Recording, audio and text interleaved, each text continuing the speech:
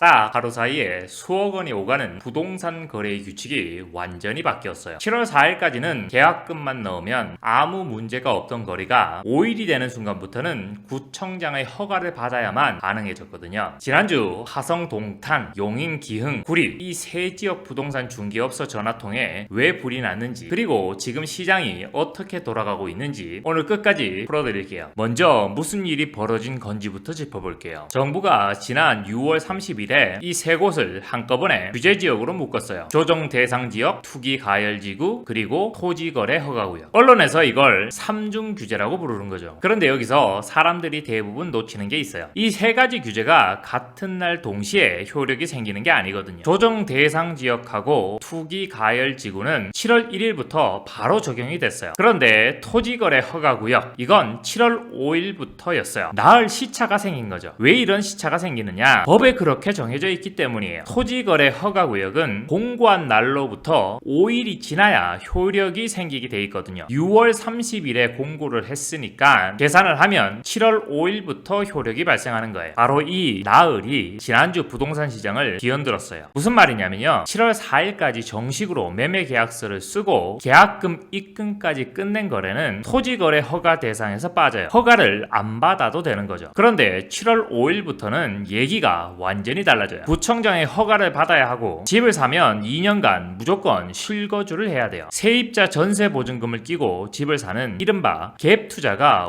원천적으로 막히는 거예요. 그러니까 그 나흘이 막차인 셈이었죠. 그래서 발표가 나자마자 중개업소마다 오늘 안에 계약서를 써야 하느냐는 문의 전화가 쏟아진 거예요. 자, 그런데 여기서 첫 번째 반전이 나와요. 정작 현장 분위기는 생각만큼 뜨겁지 않았다는 거예요. 이게 좀 의외죠? 막차라니까 사람들이 우르르 몰릴 것 같은데 실제로는 그렇지 않았어요. 구리 쪽 한 중개업소에서는 이렇게 말하더라고요. 갭 투자를 할 사람들은 이미 올해 상반기에 대부분 집을 다 샀다는 거예요. 지금 와서 급하게 막차를 탈 사람은 별로 없다는 거죠. 발표가 워낙 갑작스러워서 매수자들도 일단 지켜보자는 분위기였고요. 오히려 발빠르게 움직인 건 파는 쪽이었어요. 다주택자들이 규제가 본격적으로 시행되기 전에 팔려고 급매물을 내놓기 시작한 거예요. 동탄역 근처에 21억 원에 나와 있던 84제곱미터 아파트가 18억 원으로 떨어진 사례도 있었어요. 3억 원을 한 번에 내린 거죠. 왜 이렇게 급하게 낮췄을까요? 2027년 말까지 실거주 의무가 적용이 되고 세금 부담도 커질 수 있으니까 그 전에 빨리 정리하고 나가자는 계산이 깔린 거예요. 여기서 두 번째로 짚어야 할 게 있어요. 이 규제를 누가 지정했느냐는 거예요. 보통 부동산 규제하면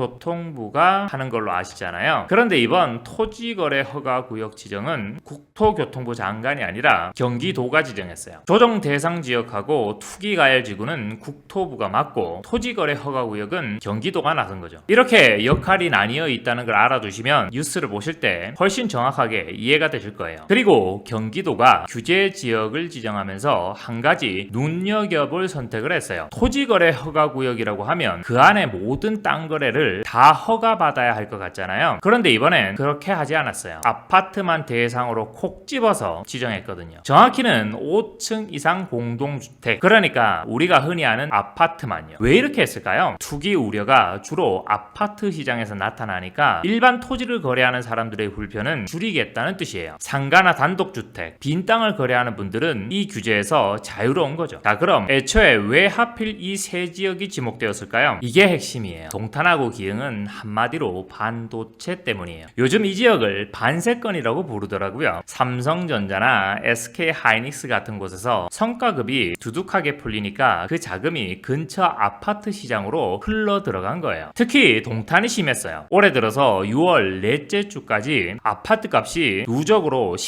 11.38%나 올랐어요. 전국에서 가장 많이 오른 수치고 유일하게 두 자릿수 상승률을 기록했거든요. 그럼 구리는요? 구리는 성격이 좀 달라요. 구리는 반도체하고는 상관이 없어요. 일단 서울이랑 딱 붙어 있다는 게 가장 큰 이유예요. 작년 10월에 정부가 서울 전역하고 경기도 12곳을 규제지역으로 묶었는데 그때 구리는 빠졌거든요. 그러니까 서울에서 규제를 피한 자금이 바로 옆 동네인 구리로 흘러 들어간 거예요. 이걸 풍선 효과라고 하죠. 한쪽을 누르면 옆이 부풀어 오르는 거예요. 그 결과 구리 집값이 올해 7.87% 올랐고 기흥은 6.21% 올랐어요. 결국 이번 규제는 작년에 서울을 누르면서 경기도 제주도로 번진 그 풍선 효과를 이번엔 경기 남부에서 확실히 차단하겠다는 의도인 거예요. 그런데 여기서 반전이 있어요. 많은 분들이 이제 갭 투자는 완전히 끝났다고 생각하시는데 정확히 말하면 그렇지는 않아요. 정부가 올해 말까지는 예외 규정을 하나 뒀거든요. 세입자가 이미 살고 있는 집을 집이 없는 무주택자가 사는 경우에는 실거주 의무를 그 전세 계약 기간이 끝날 때까지 미뤄준다고요. 그러니까 무주택자라면 올해 안에는 일시적으로 전세를 낀 집을 살 수 있는 합법적인 통로가 아직은 남아 있는 거예요. 물론 다주택자는 해당되지 않고요. 이건 뉴스에서도 자세히 안 짚어주는 부분이라 알아두시면 분명히 도움이 되실 거예요. 그럼 앞으로 이 지역들은 어떻게 될까요? 전문가들의 의견을 종합해보면 방향은 대체로 비슷해요. 단기적으로는 거래량이 확 줄어들 거라는 전망이에요. 대출 한도가 축소되고 갭 투자가 막히니까 집을 사려던 사람들이 일단 간망세로 돌아설 거라는 거죠. 인근 상급지로 갈아타려던 실수요까지 같이 줄어들 거라는 분석도 있어요. 다만 가격이 크게 떨어질 것이냐, 여기에 대해서는 의견이 갈려요. 토지거래 허가구역 지정이 거래량을 줄이는 효과는 분명히 있지만 가격 흐름 자체를 꺾기는 어렵다는 시각이 있어요. 최근의 집값 상승이 투기 세력만의 문제가 아니라 실수요도 크게 작용한 결과라서 규제만으로는 한계가 있다는 거죠. 또 규제를 받지 않는 인근 지역, 남양주나 수원 건성구, 용인 처인구 같은 곳으로 자금이 옮겨가는 새로운 풍선 효과가 생길 수 있다는 관측도 나와요. 그리고 조금 걱정스러운 시각도 있어요. 갭 투자가 막히면 시장에 나오는 전세 매물이 줄어들 수 있거든요. 집을 사지 못한 사람들은 전세 시장에 계속 머물게 되는데 매물은 줄어드니까 오히려 전세값이 불안해질 수 있다는 우려예요. 그래서 매매에 대한 규제만 할 게 아니라 전세 시장 안정을 위한 대책도 같이 나와야 한다는 목소리가 커지고 있는 거죠. 정리를 하자면 이래요. 이번 3중 규제는 반도체 호황과 풍선 효과로 달아오른 세 지역에 정부가 강력한 브레이크를 건 거고요. 당장은 주택 거래 시장이 얼어붙겠지만 집값이 앞으로 어디로 향할지, 자금이 또 어디로 이동할지는 조금 더 지켜봐야 하는 상황이에요. 지금 하성시 동탄구, 용인시 기흥구, 구리시에 내 집 마련을 알아보고 계셨던 분들, 특히 주택담보대출을 끼고 매수를 고민 중이셨다면 나의 대출 한도가 얼마나 달라지는지 꼭 미리 확인해 보셔야 해요. 규제지역으로 묶이면서 무주택자의 주택담보대출 비율 LTV가 40%로 축소되고 집값 구간에 따라 대출 한도도 6억 원, 4억 원, 2억 원 등으로 차등 적용되거든요. 개인 조건에 따라서도 받을 수 있는 금액이 크게 달라질 수 있어요. 만약 이번 규제로 내 대출 한도가 어떻게 바뀌는지, 내 상황에서는 최대 얼마까지 자금 융통이 가능한지 궁금하신 분들은 언제든 아래 연락처로 문의해 주세요. 업무 시간 중에는 유선전화 1670-8832로, 업무 시간 이후에는 카카오톡 아이디 머니7000을 추가하신 후 문의 남겨주시면 최대한 빠른 답변 드리도록 하겠습니다. 지금까지 저금리닷컴TV 임동원이었습니다. 감사합니다.